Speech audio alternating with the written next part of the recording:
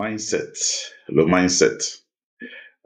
Comment doit être notre état d'esprit dans cette vie où les choses deviennent toujours très compliquées, difficiles, nos projets n'aboutissent pas, il y a des contraintes, n'est-ce pas, de toutes parts, avec le taux directeur qui augmente, peut-être notre hypothèque qu'on ne peut plus payer, ainsi de suite. Qu'est-ce qu'on peut faire? Bonjour, bonsoir, je m'appelle Roger, entrepreneur digital. C'est vrai que si nous voulons parler du mindset, ça pourrait prendre des jours, voire des mois, n'est-ce pas, et des centaines d'écrits, n'est-ce pas, parce que ça peut faire l'objet effectivement d'une thèse, mais nous n'avons pas la prétention de le faire ici. J'ai juste 4 points ou 4 choses, si vous voulez, à partager avec vous sur le mindset. En fait, 4 choses que nous devons éviter, n'est-ce pas, tout au long de la vie. Ce n'est pas exhaustif comme point, ça c'est sûr, mais je voudrais quand même que notre attention soit retenue par ces 4 points-là.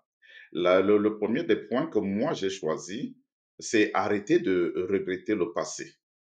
En principe, vous savez que le passé, comme ça se dit, là, c'est le passé. C'est quelque chose que nous avons déjà fait, qui est passé. On ne peut plus revenir dessus. Donc, il faut relâcher la prise sur des regrets passés, n'est-ce pas? Parce que, en principe, on ne peut plus les changer, mais plutôt embrasser les leçons apprises à partir, n'est-ce pas, de ces choses passées qui peut-être sont des échecs pour nous et avancer vers un avenir radieux que souhaitait le général de Gaulle, en fait, pour la France à l'époque, père à son âme. Il disait voir à l'horizon un avenir radieux pour la France. Je dirais, je transposerais en disant que nous devons à chaque instant voir pour nous-mêmes un avenir radieux. Le deuxième point que je voulais partager avec vous, c'est arrêter de vous inquiéter pour l'avenir.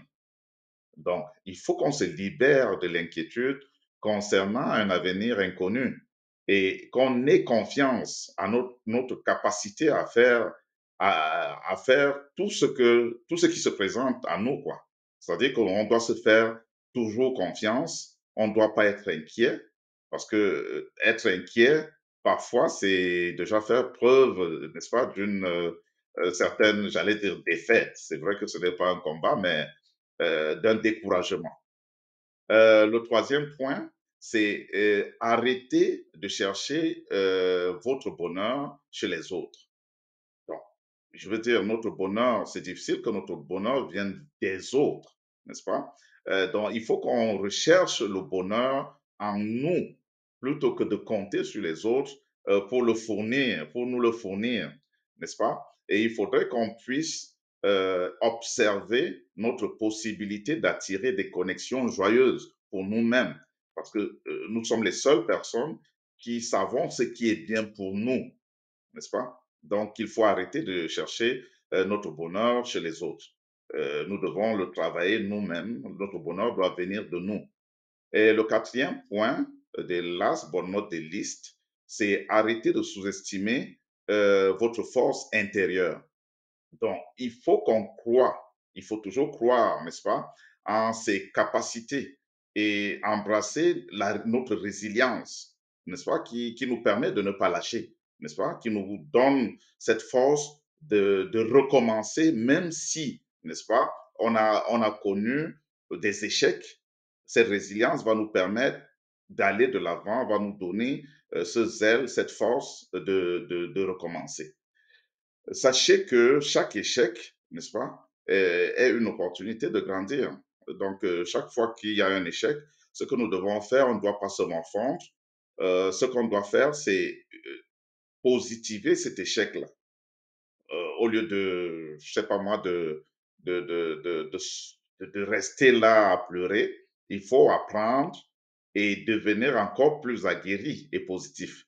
N'est-ce pas? Ça doit nous apporter cela. Donc, on doit faire face à tous les défis avec courage et détermination, sachant que le courage et la détermination sont les pierres angulaires, n'est-ce pas, vers la vie que chacun de nous désire.